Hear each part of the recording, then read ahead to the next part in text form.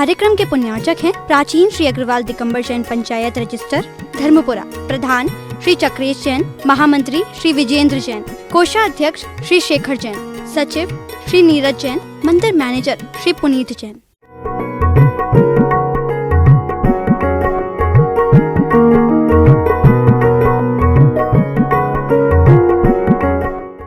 वही दुख से रीता है, उसी का सुखमय जीवन बीता है, चिरंजीवी बनता है। बंधुओं, क्या करना है, किसको जीतना है?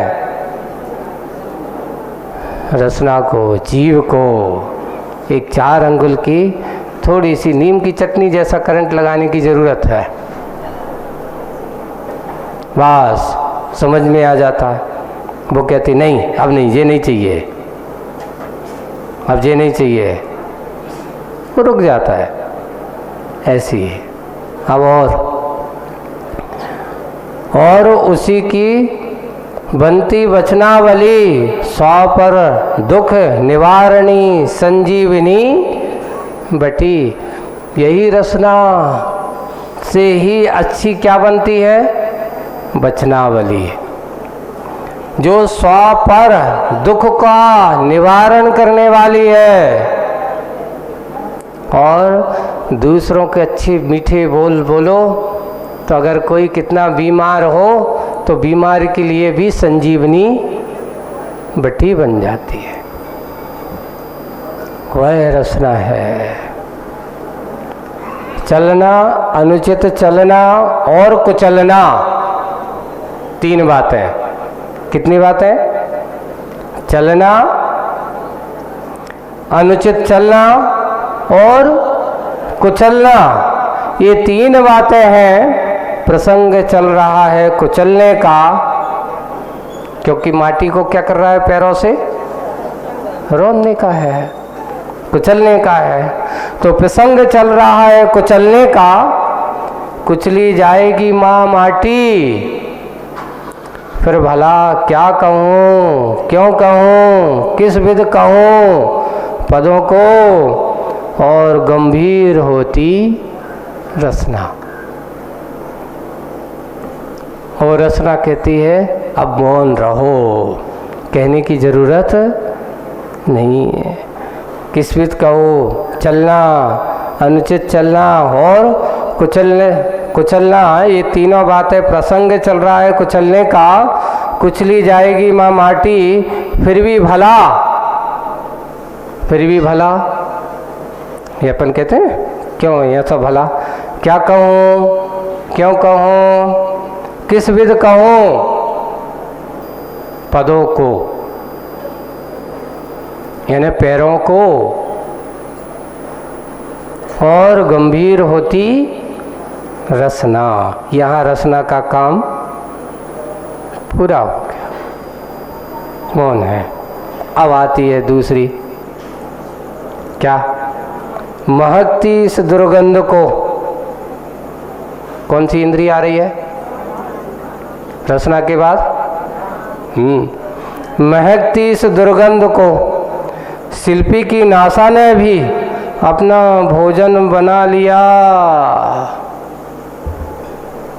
क्योंकि वो माटी में रहते रहते अब उसकी गंध उसको अच्छी लगने लगी है।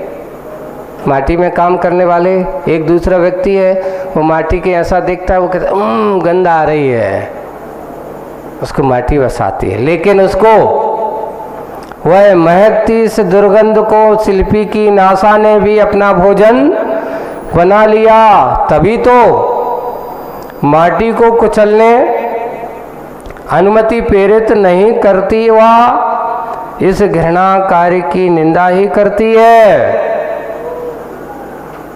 और थोड़ी सी अपनी आप को मरोड़ती फूलती सी नासा पदों पर पूरा समर्थन करती है कि पदों का इस कार्य में विराम लेना न्यायोचित है और पदोचित है।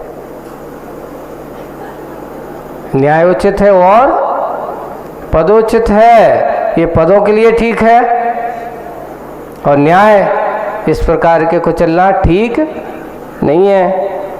ऐसा कह रहे हैं क्योंकि वो घृणा कर रही है, ऐसी दुर्गंध है, मजबूरी में है। अब आप लोगों को ये सामने कभी कभार कुछ चीज़ें ऐसी आती ना, जैसे किसी को बुखार हो है? और बुखार के समय आपको अच्छा चिरायते का और नीम का काढ़ा बना करके हाथ में दिया जाए और फिर उससे कहा सूंघो, तो और सूंघते ही साथ उसका दिमाग चकरा जाता है। फिर कहते तुम्हें तो ये पीना है, क्या कह रहे हो?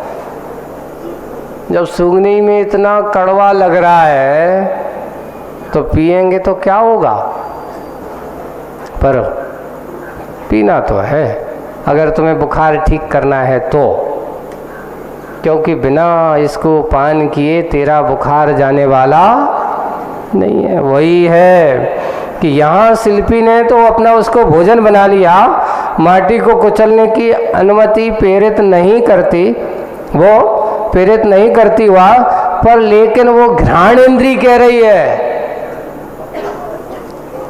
है ना, नाक बार बार के घृणित यहाँ से जब वो कर तो रही है, पर नाक कैसी है? फूली सी हुई, घृणा कार्य निंदित करती हुई थोड़ी सी अपने आप को क्या कर रही है? बोले कि क्या करें, नाक मरोड़ करके ले लेते। फूलती सी नासा पदों पर पूरा समर्थन करती कि पदों का इस कार्य में ब्राह्म लेना। अब तुम्हें ऐसा कब तक करोगे? ऐसे इस कार्य को न्यायोचित है और पदोचित भी है, यानी दोनों न्याय के अनुसार न्यायोचित भी है किसी प्रकार न्याय से, और पदोचित भी है, ये पद के लिए भी ठीक होगा। बाल भानु की भांति विशाल भाल की स्वर्णभा। अब आती है दूसरी तीसरी रचना के बाद घ्राण। घ्राण के बाद अब किसका नंबर आ रहा है? चक्षु का, है ना। बाल भानु की भांति विशाल भाल की स्वर्णभा को, सोने बाल भानु यानी छोटे छोटे बाल भानु यानी ऐसा चमकता हुआ बिल्कुल तेजमय, यानी आँखों को यहाँ तुलना किसकी दी है? बाल भानु की तुलना दी है। बाल भानु की भांति विशाल भाल पर, भाल यानी चेहरा, चेहरे की स्वर्ण भा को, अच्छा चमकता हुआ तेज स्वर्ण भा को कुंदित भंगित होती देख, कुंदित यानी कुंदित और भंगित होती देख शिल्पी की दोनों आंखें अपनी ज्योति को बहुत दूर भीतर भेजती है और द्वार बंद कर लेती है, क्योंकि घृणा दुर्गंध अच्छी नहीं आ रही। जब आंखें बंद कर लेता है तो बंद कर लेता है बहुत दूर भीतर भीतर, जब आंखें बंद कर ली तो पलक कर तो अंदर दूर भीतर भेजती है और द्वार बंद कर लेती है। इससे यही फलित हुआ कि इस अवसर पर आँखों का अनुपस्थित रहना ही होनहार अनर्थ का असमर्थन है, यानी उन आँखों का भी समर्थन नहीं है, वे आँखें भी साथ नहीं दे रही है। ये आँखें भी बहुत दूरदर्शनी हैं। थोड़े में ही यों कहूँ, शिल्पी के अंग अंग और उपांग उत्तमांग तक उसी पथ के पथिक बने जिस पथ के पथिक पद बने हैं। ये आँखें पथिक भी बन जाती है, उसके साथ पद के साथ कार्य करने वाली भी हो जाती हैं, दूरदर्शनी है। थोड़े में यूँ कहो, शिल्पी के अंग अंग और उपांग दोनों, अंग और उपांग में अंतर क्या है? तो अंग कितने हैं? 8, और उपांग बाकी सब उपांग है। जैसे कि अंग 8 कौन कौन से?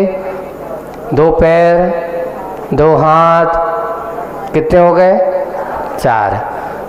सिर को अंग कहा पूरे को, है ना। सीना अंग में आता है, पृष्ठ अंग में आता है और कमर को भी अंग में आता है। ये कितने अंग हो गए? 8 अंग हो गए। लेकिन आंखें अंग नहीं, क्या है? उपांग है। कान क्या है? अंग नहीं, उपांग है। अंगुलियां देखो, हाथ अलग है, लेकिन जब अंगुलियों की बात कहेंगे तो अंगुलियां क्या हैं? उपांग हैं। पैर की अंगुलियां उपांग हैं। ऐसे इंद्रियों की, जैसे नाक है, कान है, मुख है, इसको उपांग की उपमा दी गई है। तो अंग और उपांग दोनों, ऐसे अंग अंग और उपांग में, और उत्तमांग, उत्तमांग करता अपना सिर, अंग अंग और उत्तमांग तक उस पथ के पथिक बने हैं जिस पथ के पथिक पद हैं। ये सारे के सारे सहयोगी बने हुए हैं, उसके साथ चलने वाले, क्योंकि पैर ही चलने वाले हैं और पैर जैसा करेंगे वैसा तो उनका साथ देना पड़ेगा। पर मन तो कह रहा है कि बड़ी दुर्गंध है, अच्छा नहीं लग रहा है, उसमें वो करके ऐसा सब करते हुए फिर भी उसके साथ पथिक के पद बने हुए हैं। माटी और शिल्पी दोनों निहार रहे हैं उसे। माटी भी देख रही है और क्या देख रही है? शिल्पी। दोनों निहार रहे हैं उसे। उनके बीच में मौन जो खड़ा है, मौन से कौन वो बड़ा है, और मौन की मौनता गौण कराता हो। मधु मीठे मोदक सम, समतामय शब्द समो। वो समतामय है, शब्दों का समूह निकलता है उसके मुख से। किसके मुख से? उस मौन के मुख से। ओ माँ माटी, शिल्पी के विषय में तेरी भी आस्था अस्थिर सी लग रही है। शिल्पी के, ये कह रहे हैं, ओ माँ माटी, शिल्पी के विषय में तेरी भी आस्था अस्थिर सी लग रही है। यह बात निश्चित है कि जो खिसकती सरकती है वो सरिता कहलाती है। जो खिसकती हमेशा, सरिता किसे? जो हमेशा वहनशील हो। सरिता सरकने वाली, किसका नाम? सरिता। स्थिर नहीं रहने वाली सरिता नहीं होती। जो हमेशा वहनशील हो, सद चलती रहे, उसका नाम खिसकती सरकती सरिता कहलाती है। सो अस्थायी होती है। वह सागर नहीं, और सागर नहीं सरकता, सो स्थायी होता है। यानी सरिता सरकती है इसलिए अस्थायी है, और सागर नहीं सरकता सो स्थायी होता है। परंतु सरिता सरकती सागर की ओर ही ना, सरिता सरकती सागर की ओर ही ना, अन्यथा ना सरिता रहे ना सागर, ये सरकना ही सरिता की समिति है। यही उसकी समिति है। समिति का अर्थ यहाँ पर चलने का नाम। ईरिया समिति से जो चलती है ना, चलते रहो चलते रहो, सरिता ना रहे ना सागर, यह सरकना ही सरिता समिति है। चलते रहो चलते रहो, यह निरखना ही सरिता की प्रमिति है।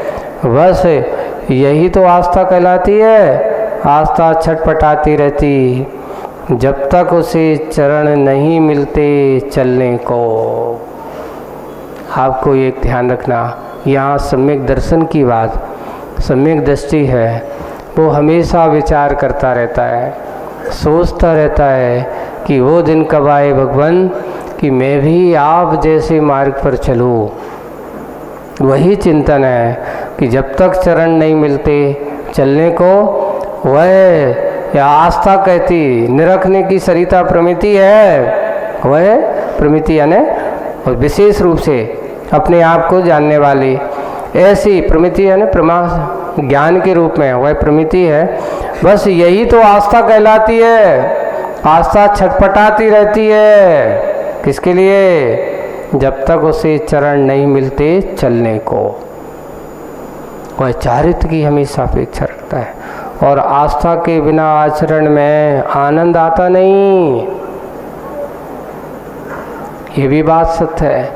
अब बिना मतलब के तुम चल रहे हो, बिना श्रद्धा के आप कुछ भी कर रहे हो, उससे कोई आनंद आने वाला नहीं है। आस्था के बिना आचरण में आनंद आता नहीं, आ सकता नहीं। फिर भी आस्था वाली सक्रियता ही निष्ठा कहलाती है।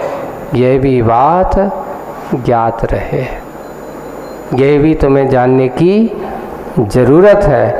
इसलिए सम्यक दर्शन और यानी चारित्र के साथ जब वो हो, जानने वाला, ज्ञान करने वाला, तो यही तीनों की सम्यक दर्शन, ज्ञान, प्रमिति अर्थात ज्ञान, यही तो निरखने की सरिता की प्रमिति है। प्रमिति का अर्थ है जानने के, प्रमेय का ज्ञान के रूप में। और वह ज्ञान जब आस्था, वही आस्था कहलाती है।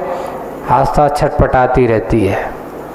एक बार छटपटाहट हो तो ऐसी, एक बार सबसे पहले अपन आप सोचो, भगवान के पास जाते हो या कोई भी गुरु महाराज के पास जाते हो, ये भावना करते हो कि भगवान मेरा दिन कब आएगा कि मैं भी आप जैसा मुनि बनूंगा, मेरे लिए वो क्षण कब आएंगे कि मैं भी आप जैसे मार्ग पर चलने के लिए तत्पर होऊंगा।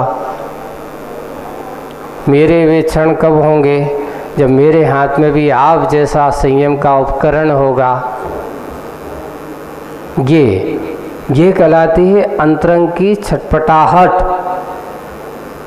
और जिनके मन में कभी भाव नहीं होते कि मुझे दीक्षा लेना है, मुझे भी इस मार्ग पर चलना है, मुझे भी अपना कल्याण करना है, तो मात्र श्रद्धा तो है। कई लोगों की ऐसी होती ना, अपना काम बस इतना ही है कि भगवान के पास हो आओ, पूजा करे आओ, घर पे आओ, सो काम धंधो करो। समझ लेना अभी वह छटपटाहट नहीं है, श्रद्धा है। बस उतनी ही श्रद्धा है कि भगवान की पूजा पाठ करवे की। लेकिन बंधु, इससे भी बड़ी आगे की होना चाहिए। मनुष्य पर्याय की सर्वश्रेष्ठता तो यही है कि संयम को स्वीकार करना।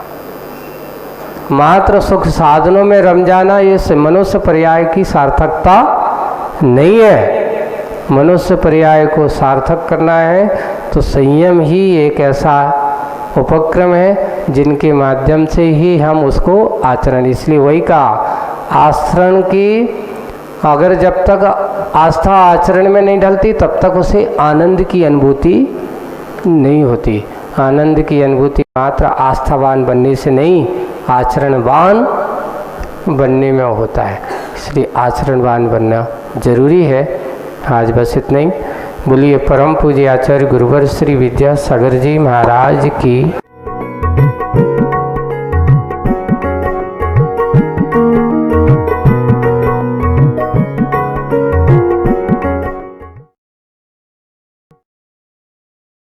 पंचायत रजिस्टर धर्मपुरा, प्रधान श्री चक्रेश जैन, महामंत्री श्री विजेंद्र जैन, कोषाध्यक्ष श्री शेखर जैन, सचिव श्री नीरज जैन, मंदिर मैनेजर श्री पुनीत जैन।